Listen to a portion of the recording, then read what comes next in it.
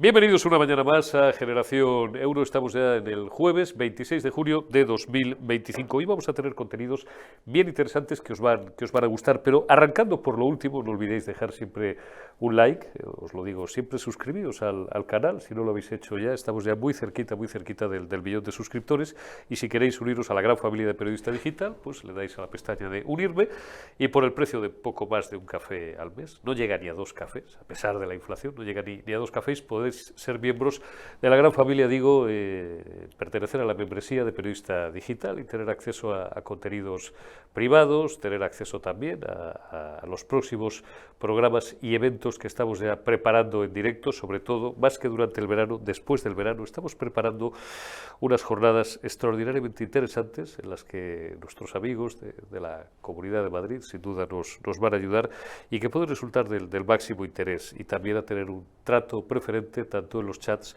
como en las comunicaciones internas de Periodista Digital, dando, como digo, a la pestaña de unirme. Bueno, vamos a empezar por la actualidad y luego os voy a presentar a nuestro primer invitado de hoy. El gobierno, de facto, ha torpedeado, como no podía ser de otra manera y como ya esperábamos, la OPA del Banco de Bilbao, del BBVA, al Sabadell, cediendo genuflexo, como siempre, a las imposiciones de los independentistas, de los golpistas catalanes. En teoría da luz verde a la OPA, claro, porque queda muy mal, sobre todo en Bruselas, es más, por otras razones, no siendo la menor de las cuales el que podría ser sancionado, haz calendas grecas, pero podría ser sancionado por las autoridades que en Bruselas, en la Comisión Europea, velan por la competencia, o algo que llaman competencia, algo parecido dentro de este estatismo soviético que sufrimos, ¿no? Pero por otra parte, digo, por eso no podía torpedear ni oponerse directamente a la OPA, formalmente negro sobre blanco, pero tampoco podía dar luz verde del todo, porque entonces cabrearía a sus socios golpistas e independentistas catalanes que consideran el Sabadell, consideran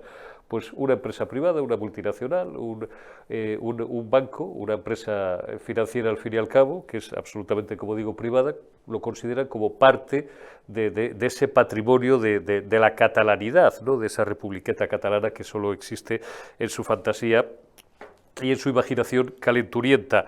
Dan vía libre a la OPA, pero prohíben la fusión en 3 años. Prohíben pues cualquier tipo de despido del personal del Sabadell, lo cual, porque claro, el señor Torres, el máximo responsable ejecutivo del BBVA, había fundamentado buena parte de las sinergias que se iban a obtener en la operación en aligerar plantillas, aligerar también su propia plantilla, la del BBVA, y también su número de oficinas, pero sobre todo la plantilla del Sabadell, 850 millones de euros, había calculado Torres y su equipo. Aquí, vaya por delante, por si alguien lo está empezando a dudar y no nos oye o no nos ve o no nos escucha todos los días, que nos da absolutamente igual el Sabadell que el BBVA.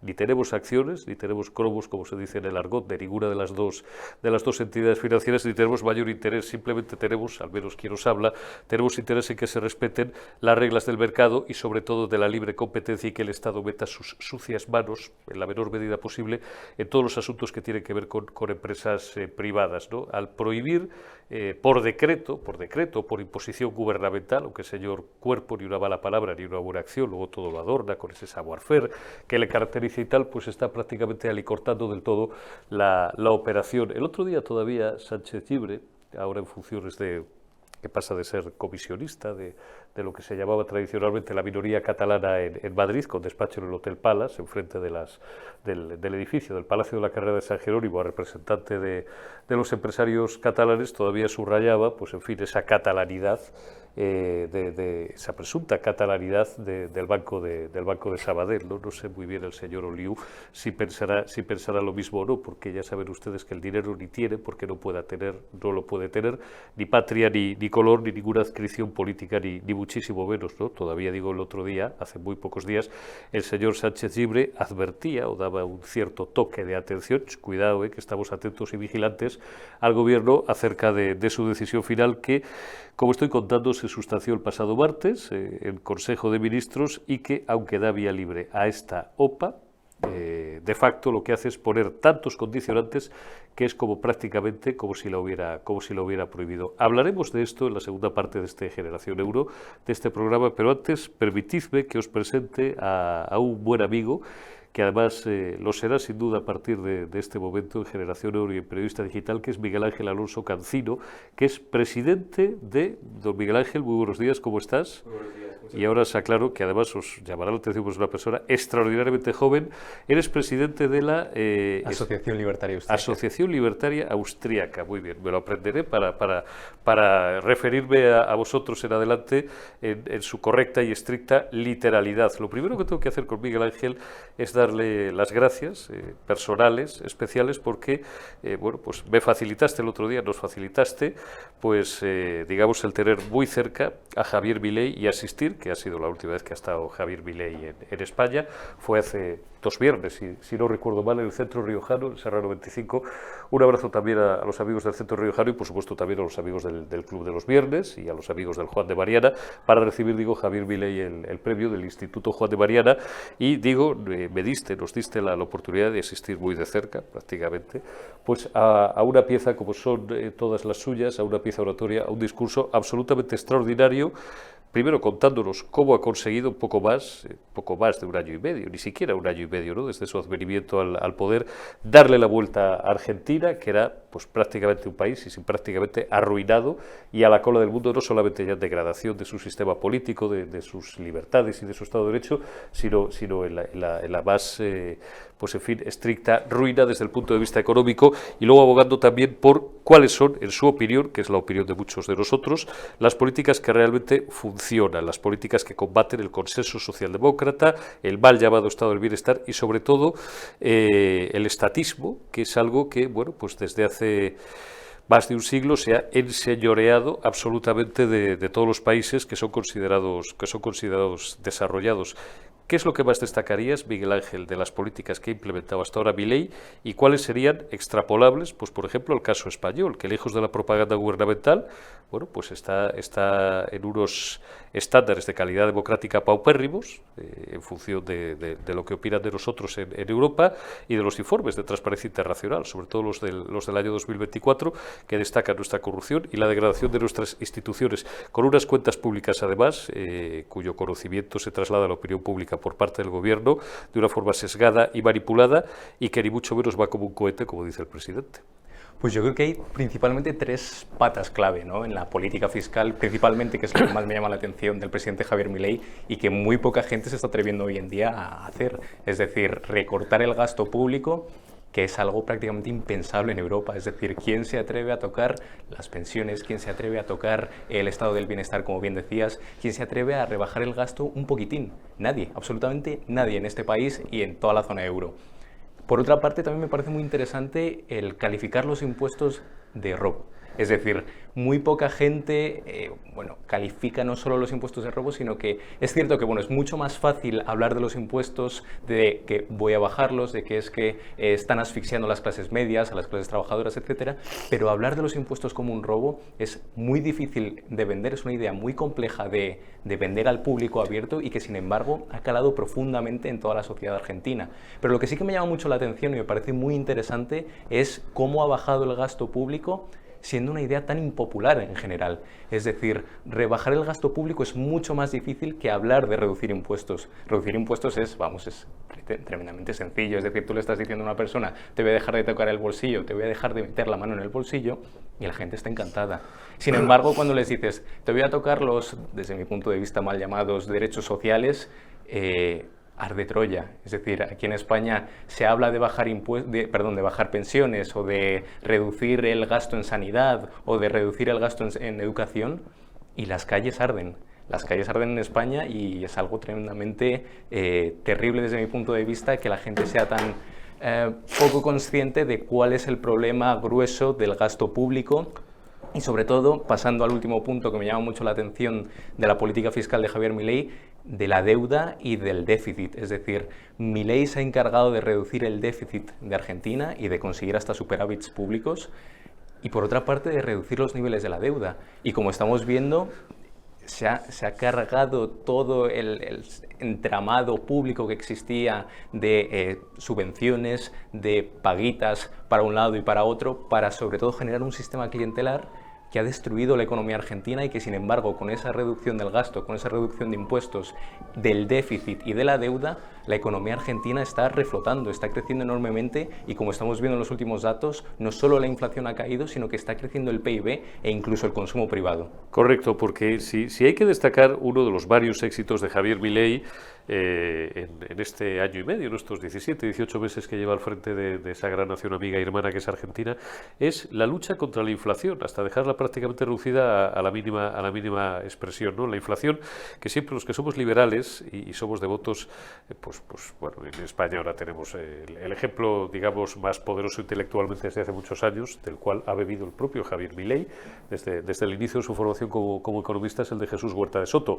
Pero aquí tenemos y vamos a hacer referencia a la Escuela de Salamanca y al Padre Mariana, ¿no? Es decir, más de 5 siglos de historia contemplan los tratados del Padre Mariana, de Juan de Mariana, en los que, entre otras cosas, combate como uno de los principales demonios, valga la expresión, como uno de los principales enemigos del pueblo, nosotros hoy podríamos decir de las clases medias, la inflación, la que considera como un robo, algo que se hace desde los tiempos de los romanos, cuando raspaban la moneda, ¿no? Raspaban las monedas y entonces el populacho creía que tenía y tenía menos de lo que tenía. Y ya, como me decía ayer, mira, ayer precisamente estaba sentado en esta mesa, estaba sentado Juan Bravo, que probablemente, no digo que vaya a ser, pero podría ser el próximo ministro en muy breve plazo, ministro de Economía y ministro de Hacienda. Y claro, explicaba una cosa que, para los que a lo mejor estamos familiarizados con la ciencia económica, puede resultar simple, pero para mucha gente que a lo mejor no está familiarizado, digo, con las cuestiones económicas, puede resultar paradójico, pero que es real. A ti te pueden subir la pensión, te pueden subir el sueldo, pero si por otro lado la inflación se está comiendo todo lo que te han subido, incluso más, tú con la misma cantidad de dinero, entre comillas, que vale mucho menos, porque además estamos en ese círculo vicioso de emitir moneda y emitir moneda y emitir moneda, caso de la Fed norteamericana o la compra de deuda soberana de los estados, caso del Banco Central Europeo, pues llegas al supermercado y lo que antes podías comprar con 100, pues ahora pues se reduce y te vale 110 para llenar el mismo carro de la compra, o llenas solamente el 90% de un carro de la compra que antes podías llenar. La inflación como gran robo al pueblo y a las clases medias. Totalmente, es decir, y es muy interesante lo que has mencionado del padre Juan de Mariana, que hay un libro muy bueno en el que Murray Rothbard habla sobre cómo ha sido el Estado el que ha acabado con la buena moneda. Y esto se va viendo desde años y años, e incluso se puede hablar de milenios, es decir, como bien mencionabas, en Roma se practicaba ya el señoreaje, pero sobre todo cuando el Estado se apropia verdaderamente de la moneda a través de la acuñación con los señores feudales, etcétera, que se apropian de acuñar la moneda, de, por otra parte, ir sacando el contenido metálico que verdaderamente valía, es decir, ir quitando el oro poco a poco de las monedas y que supuestamente valían lo mismo, pero que en realidad la gente sabía que no era así. Todas esas monedas que verdaderamente valían un buen oro, que tenían un buen valor de mercado, que tenían el pleno contenido metálico, más bien, sobre todo, se quedaban atesoradas en los bancos o en los baúles de personas que decían: es que yo no pienso caer en esta estafa de que me están quitando una gran parte del contenido metálico que tiene un gran valor y que, sin embargo, en la economía veo como esta moneda que me están dando nueva pierde su valor, pierde su poder de compra y yo me siento verdaderamente estafado y robado. La gente en estos últimos minutos, Miguel Ángel, del partido está perdiendo de nuevo, no es un fenómeno nuevo en la historia, la confianza en el dinero fiat, el dinero tradicional, y se está volviendo a refugiar en activos como por ejemplo el oro, tradicional activo refugio, también la plata. Aquí Gustavo también nos habla muchas semanas de la plata, ¿no? Y bueno, más recientemente todo el mundo cripto, básicamente Bitcoin, precisamente porque se está perdiendo. Al final no es tanto perder confianza en la moneda, que también, por supuesto, o en el dinero tradicional, sino confianza en los estados y confianza en los bancos centrales.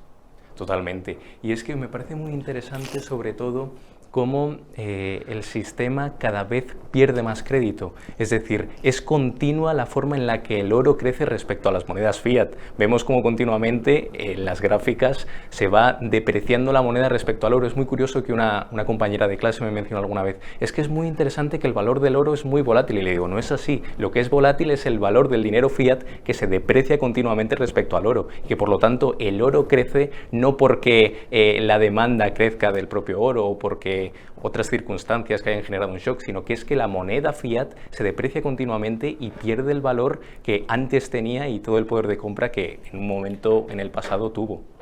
Miguel Ángel, ¿qué tipo de actividades, no solamente en el ámbito docente, académico, universitario, sino también destinado a un público a lo mejor más generalista, venís realizando para el conocimiento y la penetración de estas ideas desde la asociación que representas, la Asociación Libertaria Austríaca, los amigos del Club de los Viernes, por supuesto los amigos del Juan de Mariana, un think tank ya prestigiosísimo desde hace muchos años, no solamente a nivel europeo, a nivel mundial?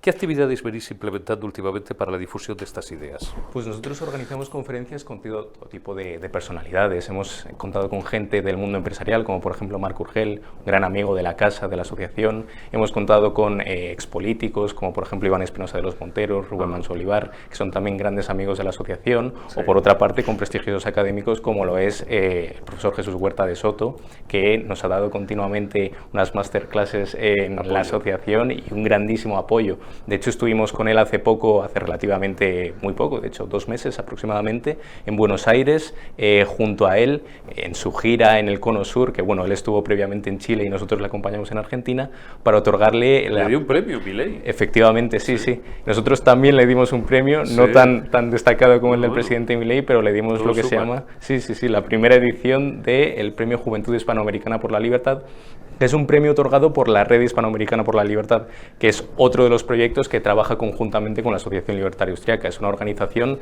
que nace de la fusión de 18 organizaciones de 12 países hispanohablantes y que se centra principalmente en el impulso de las ideas de la libertad en el ámbito hispanohablante. ¿Y lo que os queda por delante? Efectivamente. Porque no habéis hecho más que crecer. Me decíais, ¿cuántos años tenéis de vida? 2, 3 años. Acabamos de cumplir 3 años en abril, mayo. Entonces, claro, acabamos de nacer, pero bueno, tenemos... Al principio cabíais no en un taxi, pero en 2, y ahora sois varios centenares de personas. Efectivamente, sí. Estamos a punto de llegar a las 200 personas que forman parte de la asociación y cada día se va interesando más gente. Las redes sociales últimamente están que no paran de crecer y sobre todo estamos intentando impulsar a través de contenido de entrevistas, de vídeos que hemos grabado en distintas conferencias. Ajá. O incluso algún tipo de meme que de hecho se nos viralizó hace muy poco y que está a punto de llegar al 1 millón de visualizaciones, sí. Uno sobre la corrupción del PSOE. Oye, ¿cómo se os puede, antes de despedirte, seguir por redes sociales? ¿Tenéis un canal de YouTube o tenéis cuentas en X o en otras redes, en Insta, en TikTok? Estamos en todas las redes sociales. En Twitter nos llamamos Asok Liba Austriac. En Instagram lo mismo, pero con una A al final, es decir, Asok Liba Austriaca. Y bueno, también tenemos un canal de YouTube que si nos buscan como Asociación Libertaria Austriaca, incluso también en LinkedIn, así que estamos encantados de todo el mundo que quiere unirse a nuestro proyecto y que quiere impulsar las ideas de la libertad, son siempre recibidos en nuestra casa. Miguel Ángel, te arranco el compromiso de que vengas con más profusión. Ahora ya tenemos el paréntesis del verano, ya aprovecho para iros comentando, lo haré también en el formato político en la retaguardia. Todavía en julio mantendremos la programación habitual, por lo menos hasta el 24-25 de julio. En agosto haremos, como hacemos siempre todos los veranos, refundiremos todos los meses de agosto, refundiremos todos los programas en uno solo, la segunda dosis, que nos repartiremos entre Josué Cárdenas y yo mismo, y a partir del 1 de septiembre, no sé si es lunes exactamente, creo que incluso es lunes, ¿no? El 1 de septiembre, y si no me corregís, y da igual, a partir de septiembre volvemos al formato habitual, con toda nuestra programación, y a lo mejor alguna sorpresa más. Te arranco el compromiso de que vuelvas con cierta frecuencia por Generación Euro para comentar la actualidad contigo, para comentar no solamente la actualidad nacional, sino la actualidad económica y geopolítica global de todo el mundo, y para, bueno, pues todas las voces son pocas y todas las manos son pocas para ayudarnos a difundir las ideas de la libertad, porque el Estado es el enemigo de las clases medias sobre todo, y es el enemigo del emprendedor, del empresario y del creador de riqueza, que al final es también quien crea puestos de trabajo y que fundamenta el desarrollo de las naciones. El Estado siempre es el enemigo. Es falsa la dicotomía en la que algunos ingenuos o malintencionados o sectarios siguen creyendo, esa lucha de clases decimonónica, de Marx, de Engels, de Bakunin, de los obreros, los capitalistas, los propietarios de los medios de producción. Ahora mismo solamente hay 2 clases, bueno, hay muchas más, ¿no? Decía Sala y Martí también, con cuyas ideas políticas no comulgamos en absoluto, sabéis que él es independentista, pero es uno de los primeros autores liberales, porque además es muy fácil de leer, a quien yo empecé a leer hace ya varias décadas. En todo caso, la competencia se establecería decía él, entre los trabajadores de la Citroën y los de la Renault, o tal, ¿no? Pero sobre todo, la gran dicotomía, el gran gap, la gran brecha es entre los que trabajamos y producimos bienes, servicios, lo que sea, da igual, y quienes no trabajan, que normalmente son el Estado, la función pública y toda esa casta absolutamente improductiva que en naciones como España, y como nos decía Miguel Ángel de forma perversa también en las últimas décadas en Argentina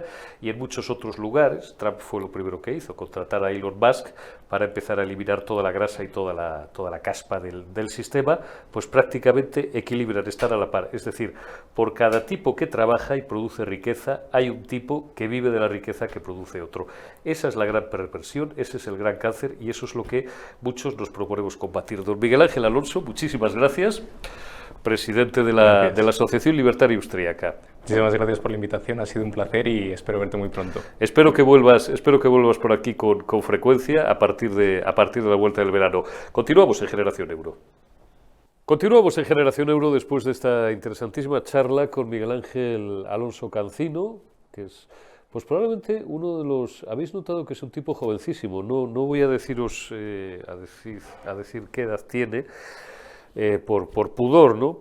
Por los que podíamos ser, hombre, su abuelo no, por supuesto, líbreme Dios, pero su padre sobradamente, ¿no? Uno de nuestros universitarios más brillantes, que prácticamente ya está a 5 minutos de dejar de serlo, pero que desde hace 5 años maneja, como os digo, una de las asociaciones liberales y libertarias, que tan es así que han adoptado ese nombre, Asociación Libertaria Austríaca, más potentes no solamente de España, sino del panorama internacional. Ya habéis escuchado además cuáles son sus poderes y con qué referentes, tanto del mundo de la economía como del mundo de la universidad, como del mundo de la empresa y de la política, se manejan, ¿no? Y esto pues nos hace conservar y seguir albergando la razonable esperanza dentro de mi pesimismo, y ahora hablo en mi propio nombre, de mi pesimismo vital, que es prácticamente pleno, o si no pleno a un 80%, pero a pesar de eso digo, ejemplos como el de Miguel Ángel nos hacen albergar la esperanza de que no solamente no todo está perdido, sino de que todavía tenemos un futuro, ¿no? Gentes absolutamente preparadas, absolutamente dispuestas a dar la batalla cultural, la batalla de las ideas y la batalla también de la libertad. Don Borja García, muy buenos días. Muy buenos días, Eurico. Mira, yo quería puntualizar que creo que en la historia uno de los grandes golpes, lo que hizo a colación del tema que estabais tratando ahí en la mesa, sí, fue cuando al término de la Segunda Guerra Mundial, tras el Tratado de Bretton Woods, se cambia ese patrón oro que había a nivel mundial para el intercambio y se pasa a ser la moneda de referencia, pasa a ser el dólar. Luego ya el golpe definitivo, en donde ya se empezó a ver que esto de la moneda fiduciaria será la gran estafa, fue con Nixon, que en el 71 cambió la convertibilidad directa del euro con el dólar. Y ahí se fastidió, ahí como diría Vargas Llosa, se jodió el Perú. Efectivamente, porque ahí ya no, lo único que se basa en las monedas es en la confianza. Como curiosidad también, que habíais hablado de lo de las monedas, de lo de cómo le quitaban peso, pues las monedas, cuando la gente se empezó a dar cuenta de esta trampa, se empezaron a acuñar y por eso los cantos no son lisos. Los cantos siempre son con líneas para evitar que se hicieran esas prácticas. Ahora que ya no son de oro, no tiene sentido, pero bueno, siguió la tendencia. Así es, y recuerdas además, citábamos al padre Mariana y a los amigos digamos que son los seniors de nuestros jóvenes libertarios, ¿no? Los amigos del Club de los Viernes y sobre todo también del Instituto Juan de Mariana, ¿no? Juan de Mariana, el padre Mariana, consideraba uno de los delitos y de los pecados, prácticamente de lesa humanidad, lo que él consideraba eso un robo al pueblo, aquel raspado de la moneda que devino pues en ese impuesto a los pobres, en ese robo a los pobres, que es la inflación, que es tan del gusto por lo demás de los gobiernos que padecemos en las últimas décadas, desde hace más de un siglo, de los gobiernos contemporáneos. Todos los políticos de uno y otro signo, Borja, como tú sabes, siempre miden su poder, sus poderes, nunca mejor dicho, en la cantidad de dinero público que manejan, ¿no? Y cuanto más gasto público, más mandan y más voluntades pueden comprar. Y el aparato del Estado, aunque sea de una forma improductiva y absolutamente ruinosa para las generaciones posteriores, más puede crecer. ¿Cómo financias eso? Pues solamente con dos cosas: imprimiendo moneda cascoporro y pudiendo endeudarte más, porque mientras paralelamente al pueblo le roban, pero a ellos en la amortización de esa deuda les sale más barata. Es que es la jugada perfecta, Borja. Y además, como apuntaba Milei desde sus inicios en la política, los efectos en la política monetaria tardan mucho tiempo en traducirse en un aumento de la inflación. Hemos hablado de lo que es el robo. El mayor robo ha sido cambiar el patrón oro y que las monedas no tengan ningún respaldo de absolutamente de nada. Con ello lo que haces es que los gobiernos tienen absoluto poder para hacer con la oferta lo que quieran. Es decir, pueden imprimir todo el dinero que quieran, claro, a merced de sus deseos. Pasa lo contrario con el oro y eso es por lo que se convierte en un valor refugio. O, por ejemplo, también pasa con el tema de las criptomonedas, en el caso concreto de los bitcoins, que no se pueden ni imprimir ni crear a voluntad, sino que hay un número determinado. Limitado. Y, efectivamente, y con ese número limitado, pues hay que jugar al juego del mercado. Entonces ahí es donde los gobiernos no quieren ceder, porque limitaría de manera catastrófica para ellos y maravillosa para el resto de seres humanos, limitaría su poder sobre los ciudadanos y las personas y sus proyectos vitales. Así que ahora estamos viendo cómo el dinero físico también está siendo atacado de manera inmisericordia, sobre todo desde Bruselas, y cómo se está planteando ya de qué manera poder eliminarlo y que todo pase a ser lo que están llamando ese proyecto, que es el euro digital, que no son sino unas cadenas de adamantium con grilletes para todos nosotros.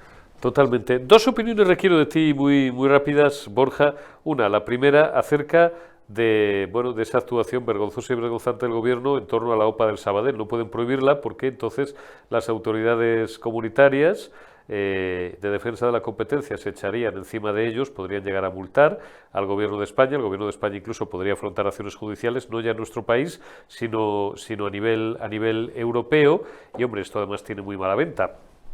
Pero por otro lado, no puede tampoco, digamos, irse pues al otro extremo, porque cabrearía, digamos, es decir, no puede, digo, prohibir la OPA, pero claro, tiene que poner las suficientes trabas, aunque diga el gobierno da luz verde a la OPA, mentira, las suficientes trabas como para que sus socios golpistas e independentistas catalanes queden satisfechos. ¿Cuáles son? Sí, vale, puede usted opar al Sabadell, señor Torres, pero no va a poder tocar las plantillas, sobre todo la del Sabadell, en los próximos 3 años. No va a poder tocar la estructura física de oficinas, sobre todo de las oficinas del Sabadell. Le joden más de la mitad de las sinergias que habían calculado Torres y su equipo, que son 850 millones, que son perfectamente legítimas, ¿eh? Lo digo porque lo he dicho en la editorial y lo vuelvo a decir ahora, que nadie piense que tenemos algún interés mayor o menor en el BBVA por un lado o en el Santander por otro. No, simplemente tenemos interés en defender el mercado y defender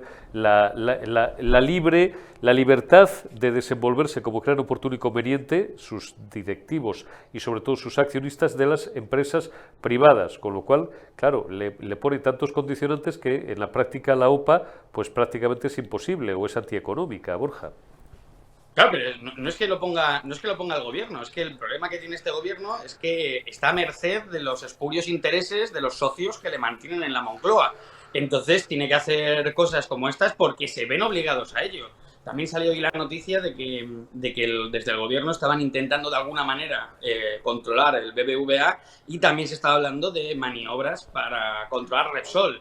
Hace unos meses vimos cómo intentaron asaltar el grupo Prisa y cómo Gorlian se revolvía para evitar ese movimiento del gobierno y que acabase siendo un apéndice más, si ya no lo es, que a todas luces vemos como la SER, El País, defienden de manera mediática a este gobierno con cosas que son indefendibles, y también lo estamos viendo con el caso de la OPA del BBVA al Sabadell. Efectivamente, al final ellos dicen, podéis hacer la OPA, pero sin OPAR. Entonces es claro, como la contradicción permanente en la que se mueve este gobierno. Ya, o sea, es que te vas a cualquier ámbito y ves como de lo que dicen a lo que hacen hay un camino inmenso, a veces casi infinito. Está instalado en la mentira continua. Acabamos también de verlo con el tema del gasto militar. Otra vez, atendiendo a los deseos espurios de aquellos socios que le mantienen en Moncloa, pues ¿qué tiene que decir? Que no va a subir el gasto militar, que aquí está Pedro Sánchez, el negociador le llaman, y bueno, salía la gente en Twitter casi haciéndole, o sea, haciendo canciones y cantándolas por los campos de Castilla. Y de repente, claro, sale Donald Trump, sale sale también Rote, desmintiendo lo que a todas luces cualquier persona que tenga un mínimo de sentido común diría, y es que España va a tener que aumentar el gasto militar al 3,5 y si no es el año que viene, será el siguiente, lo va a tener que aumentar al 5%. El gobierno hace esta maniobra, además, cogiendo el lenguaje de sus socios de ultraizquierda, empezando a hablar de que esto es una barbaridad, que lo que va a hacer es que van a tener menos presupuesto y con ello se van a empeorar los servicios sociales, mientras lo que vemos en la realidad es lo contrario. O sea, vemos un Ministerio de Igualdad con un presupuesto que desde 2018 tiene 20.000 millones de euros asignados a cosas tan importantes como hacer vaginas de escayola y pintarlas, y sin embargo vemos cómo esta misma semana salían los datos de mortalidad o sea, la mortalidad en la población española, y vemos cómo cada año mueren 6.600 mujeres de cáncer de mama. Cuando te pones a ver cuál es la inversión del gobierno en investigación para curar el cáncer, pues vemos que es de 500 millones. Es decir, se destina más a talleres de modelado y pintura de vaginas que para lo que de verdad importa y para lo que de verdad salva vidas a las mujeres. Hablan de la violencia de género, una violencia de género que es absolutamente rechazable y que hay que ir contra ella de manera inmisericordia. Además, aprovecho que una de las soluciones sería no importar culturas en las que la mujer es un mero trapo que básicamente no tiene derechos, y vemos cómo esa violencia de género mata a 50 mujeres, una media de 55 56 mujeres al año, mientras estamos hablando que el cáncer de mama son 6.600 anuales. Es decir, en un año se han muerto más mujeres de cáncer de mama que de violencia de género en toda la historia. La cantidad de dinero asignada para este feminismo de la purpurina y la piruleta son 20.000 millones, mientras que la inversión para curar el cáncer es de 500. Pero es que además hay un medicamento que se ha prohibido que lo receten y se ha prohibido administrárselo a aquellas pacientes que sufren cáncer de mama por el alto coste. El alto coste son 6.000 euros. Es decir, aquí esto no va de proteger a las mujeres, esto no va del mercado libre, esto va de conseguir votos y de conseguir que los socios pues le sigan apoyando. Y en esa guerra es en la que está inmersa este gobierno, sin importarles la vida de las mujeres, porque lo vemos en el caso del cáncer de mama, sin importarles absolutamente nada las reglas del mercado, como vemos en el caso del Sabadell, sin importarles quedar como mentirosos absolutos a nivel internacional, como hemos visto con el tema del aumento del gasto militar,